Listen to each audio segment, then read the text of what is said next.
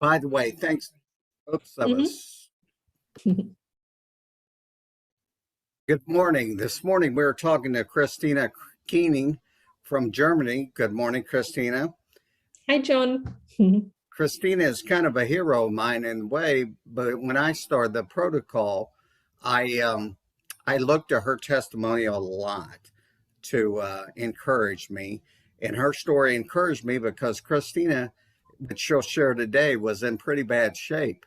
And I tell people this: when you get into a wheelchair or you get into a bed, you get real serious real fast. Now, while you're up walking around and life is normal, uh, you can take or leave the protocol or some other natural means or Wolves protocol or whatever. My wife bought me the Wolves book and I put it on a shelf, never picked it up. But I tell you what, when I hit that wheelchair, I started looking at stuff pretty serious because this can be a very serious disease. And when Christina shares with us today, you'll understand what I'm saying. I tell people it's a nasty, nasty disease when it progresses.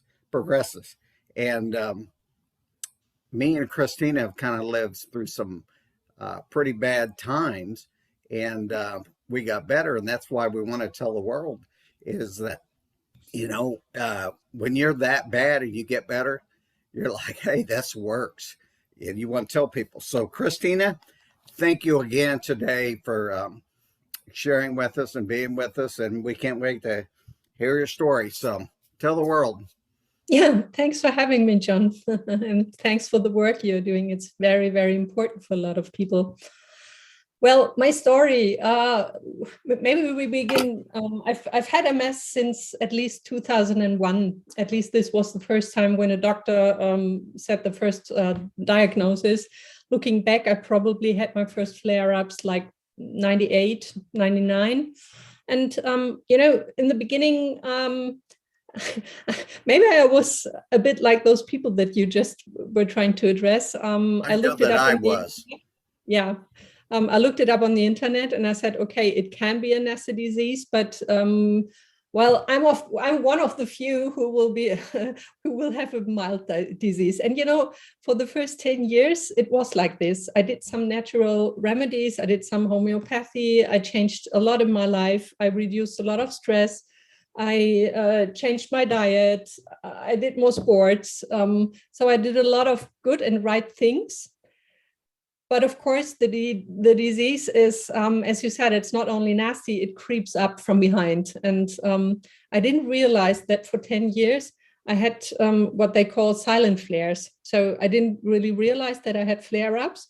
But a few years later, I didn't have an MRI for a very long time. But a few years later, I think it was around 2010, I realized that I started to decline cognitive, which was very hard for me.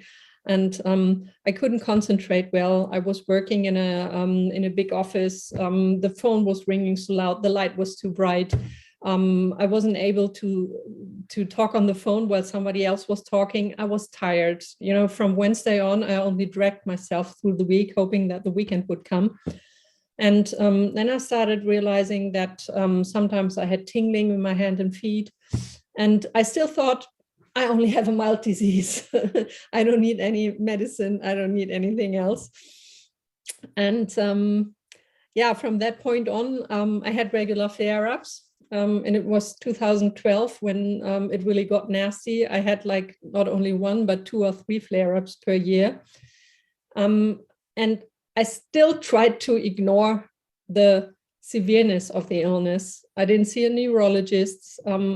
I was quite well informed about pharmaceutical drugs. To be honest, I've been working as a consultant in human resources for GlaxoSmithKline and for Novartis. So I've seen some of the big pharma players from the inside. And I was too scared of those drugs because I know well how hard the side effects can be. So I never even tried them. And then I had from 2014 to 2015, I went from a mildly cognitive impaired, fatigued MS patient to a severely disabled woman at the beginning of my, I was only 41 by then. because I had two really bad flares that impacted my whole left side of my body. So I was half paralyzed on one side of my body. My total body was numb from my breast down to my feet. I couldn't feel anything. I couldn't control my bladder and bowels. I couldn't see on one eye. Sometimes I had difficulty swallowing. So I was lying in bed, and I needed somebody to take care of me 24/7. Wasn't able to leave the house for over half a year because I lived on the first floor.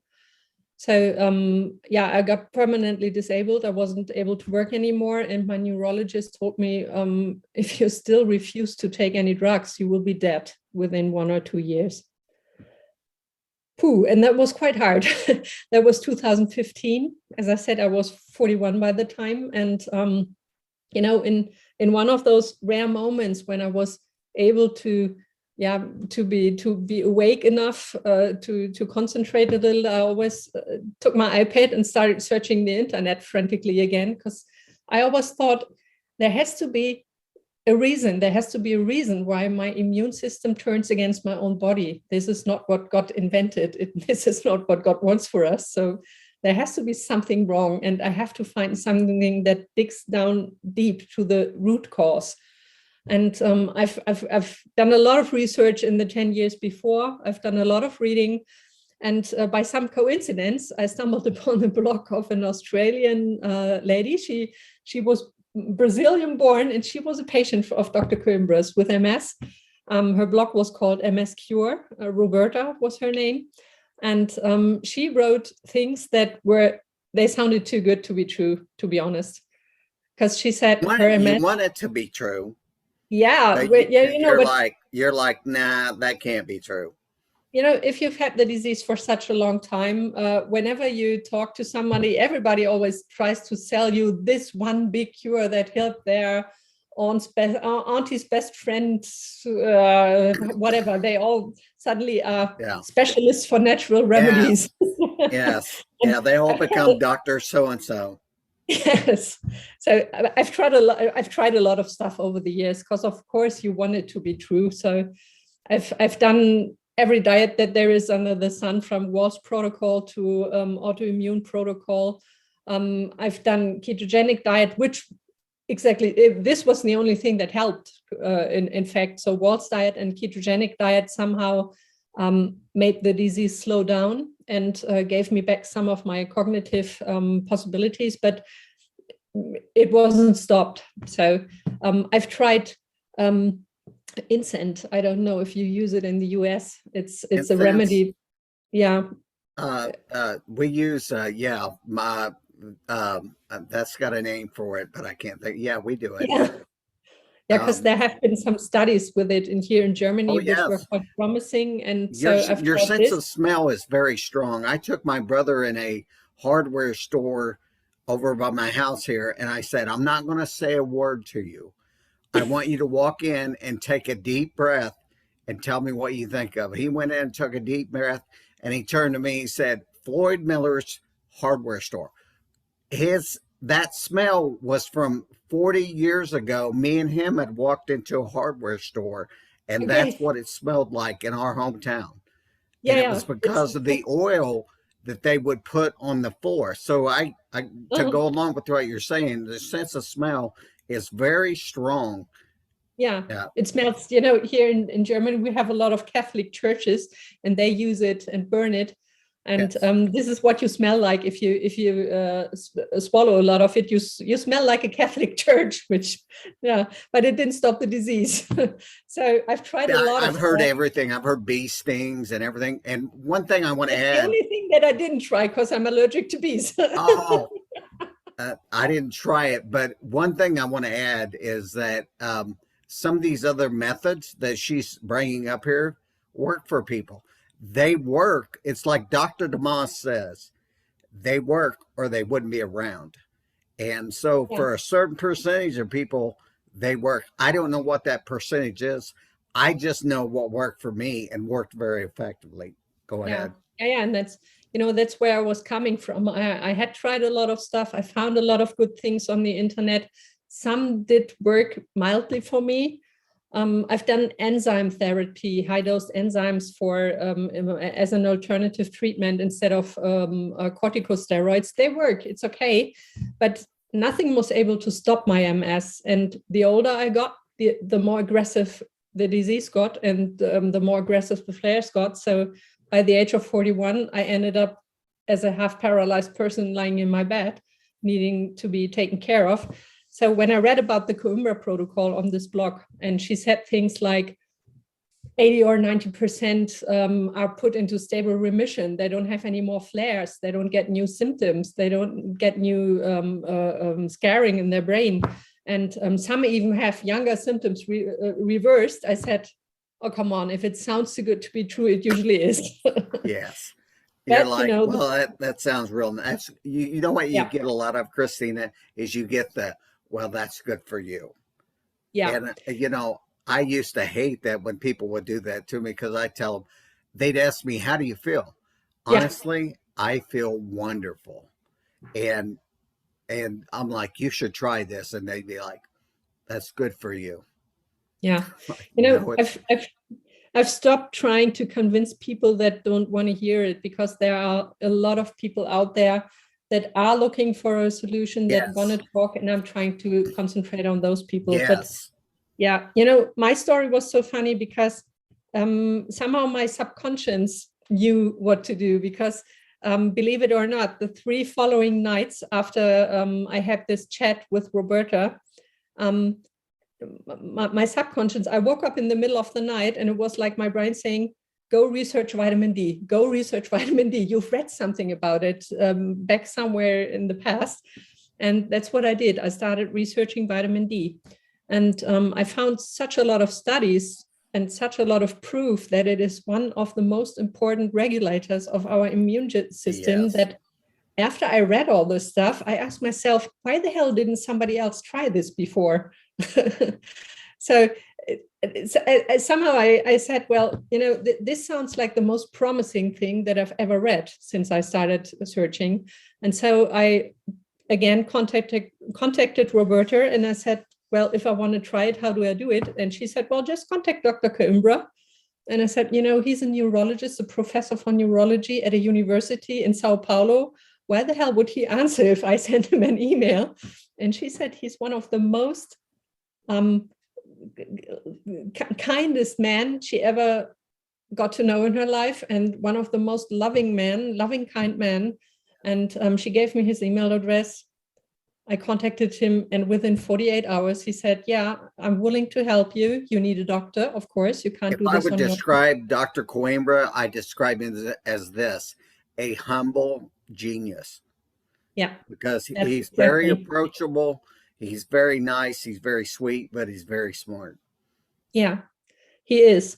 And I'm always most astounded by the humbleness that he has. You know, whenever you try to thank him, he always reverses it and says, you are doing such a great work. You are doing such a great work. It's, yeah. Okay. So that was when he wrote back, I couldn't believe my luck. And he said, you need a doctor, of course. Important information. Coembra protocol needs to be done by a properly trained and certified doctor. And so I reached out to a friend of mine who's a doctor, and he said, you know, I understand this sounds a little too good to be true, but we can try it. I know you're desperate. We can try it. And yeah, that's when I became one of That was one of your doctors there in Germany? yeah, it's Dr. Kai Reichert. He's a very dear friend of mine, and he has been my family doctor for like 20 years. Is he a protocol doctor now? He was Germany's first protocol doctor. Oh, that's great. I got to interview him. Yeah, he became this because, you know, he wanted to help. He was so desperate that he couldn't help me, and he had to watch my decline. And yeah, we contacted Dr. Coembra. He gave away all his knowledge for free. We didn't have to pay a cent. And so I became Germany's first Coembra protocol patient, and my doctor became Germany's first protocol doctor. Now, how many people in Germany now would you say are probably doing the protocol? I can only estimate, but I think it might be between 5,000 or 6,000 by now. Wow. because we've done a pretty good job during the last years to spread it. And I um think with social media, it's just going to take off even more. yeah, it I hope is. so. I hope so. Yeah, we're doing, maybe we can talk about this a little later too, because Sure.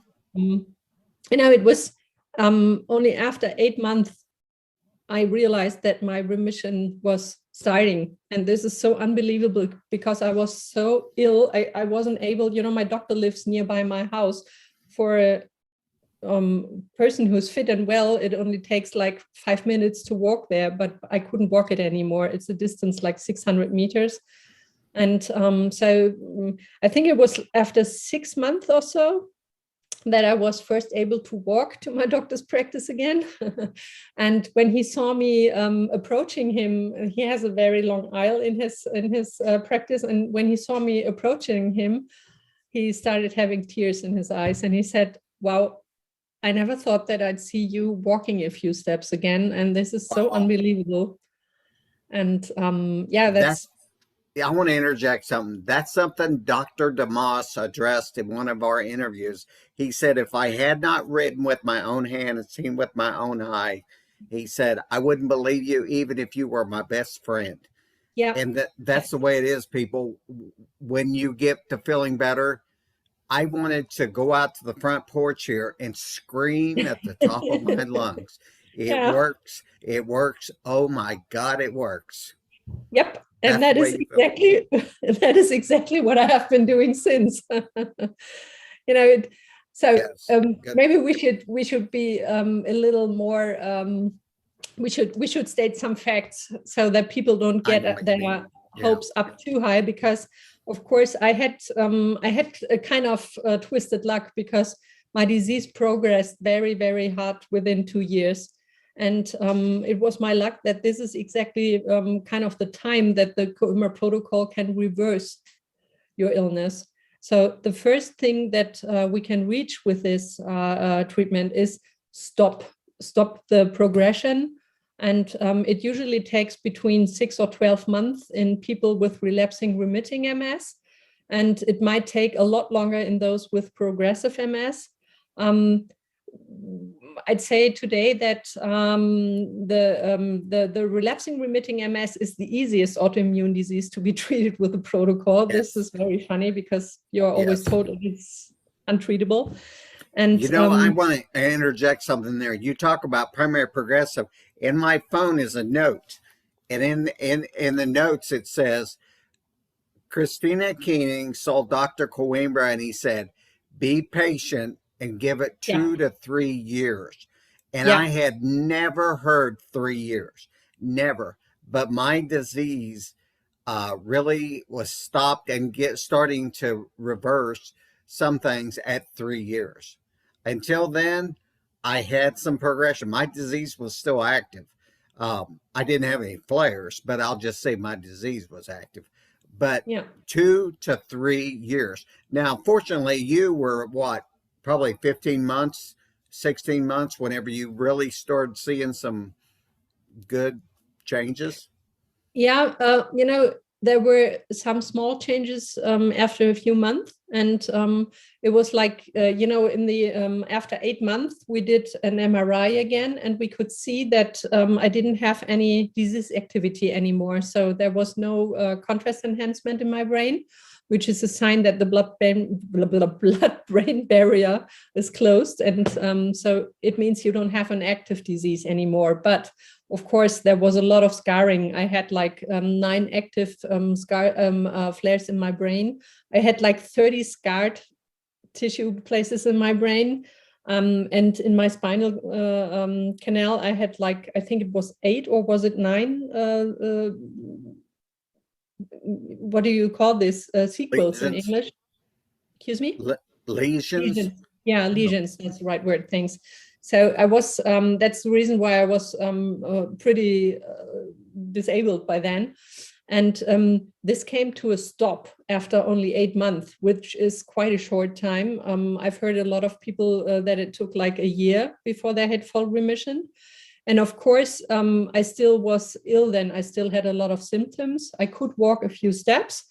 My eye started getting better. I had some strength returning to my hands. I had some feeling returning to my body, but of course I was still very ill. And it took like, I think like 2 or 3 years of permanently getting better. And of course, I'm still ill today. I still have some old symptoms because I've had the disease for quite a long time. But Yes. today I can walk 2.5 kilometers again. So Wow. this is like, you can do a lot. You can reach all the important things in your town and everything. So I can live on my own again. And let me interject some. We don't yes, guarantee you're going to get out of a wheelchair and walk again. no, That's if you're in a wheelchair, you're probably going to be in a wheelchair. But this is the thing that the protocol has done for me. I'm in a wheelchair. It's given me hope. Maybe not hope that I'm going to walk again, but it gives me hope for improvements. Um, and I do still see to this day, I'm at 4 years, 5 months, and 4 days. And I still see little things that encourage me that, it's getting better. Now, like I mhm. said, I'm still not walking, I'm still not standing, but I'll take it, you know. Yeah, and that's what I said. It was kind of luck that I had such a really steep downward progression for 2 years. And that is reason why I had a steep uphill climb again, because I was only on the verge of secondary progressive MS. I still had onset flares, but I also had progression. And this was kind of stopped right in the beginning. And then I had the luck that I could turn back time for about 2 years. And this is what we see regularly in patients with MS. I always tell them, if you've been in a wheelchair for 10 years, you'll probably stay there. But if you had such a steep down spiraling disease like I had for 2 years, we can probably return to the state you were in 2 years back. So whenever you start the treatment, you can expect that your disease will be stopped. We see this in a very high number of patients. We don't have really good numbers. That's why I'm starting to be a bit careful. I'm not really sure if it's really 90%, 80%, or maybe it's only 70%. But hey, come on, 70% stopping MS in all patients and not only reducing flares is something that no remedy at all has ever reached. And this This is is still, something that I tell people. yeah, Dr. Coembra was doing a study and he had more of a controlled atmosphere. He had more control over the people.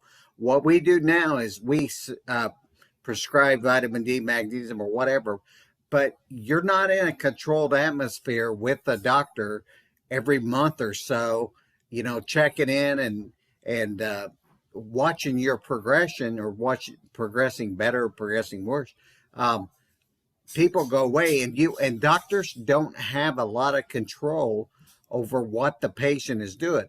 So yep, when they come back in a year or so and say it's not working, the doctor only knows what he's prescribed for them to do. He doesn't know whether they've actually been following it. So yeah, that's why that 92 or 93% number that you may hear thrown around, that was in more of a controlled atmosphere and that was in something that could be monitored. Now it might seem less because I don't know about you, Christina. I see people a lot of times at that 1 year or 1.5 year mark, and they're like, "Hey, I'm out of here. This doesn't work." And I yeah, always want to say, "Time out. You might not early, be long enough. You yeah. might." Yeah. Anyway, sorry. I always jump in here and Yeah. It's, that's one of the things that we are trying to, we try to get proper numbers right now in Germany. Maybe let me just tell what I did since 2016, because as you said, you wanted to go out and yeah, yeah. shout it out from the porch. And that's what I started to do on the internet.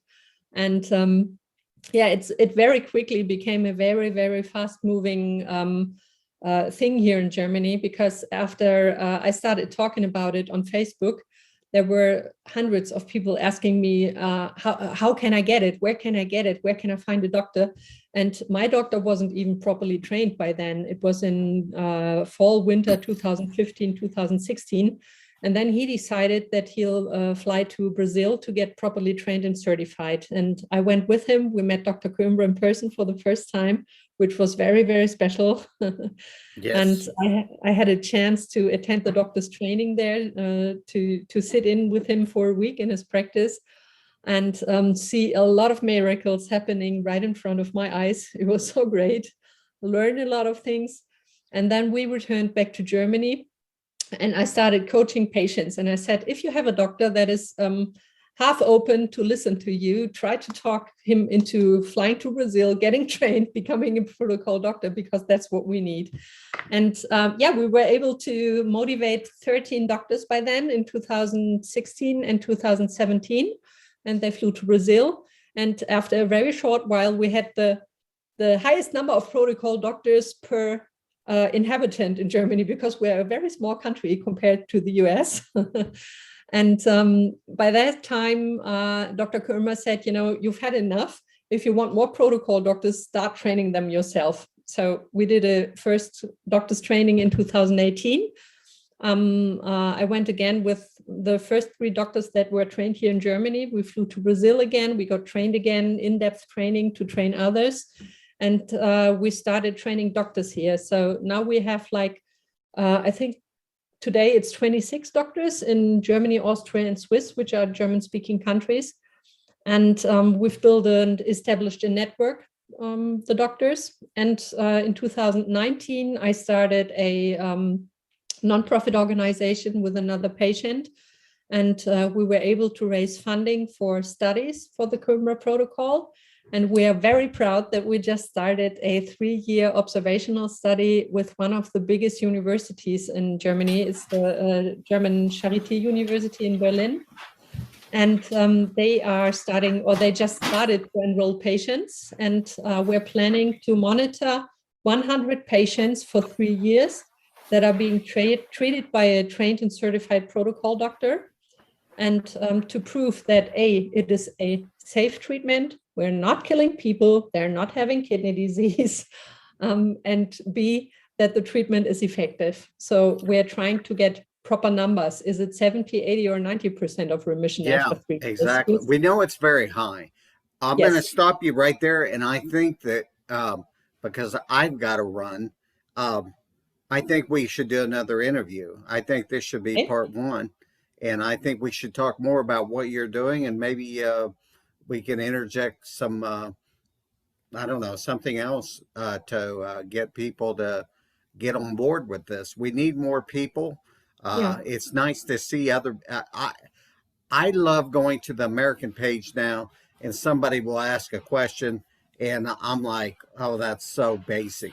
And before I have a chance to answer, 2 or 3 people jump on board and answer, and they answer correctly. And so that's really encouraging to see. Anyway, we'll set up a time. We'll do another interview if that's okay. Yes, we can do this. I enjoyed talking to you. Said if you've been in a wheelchair if you've been in a wheelchair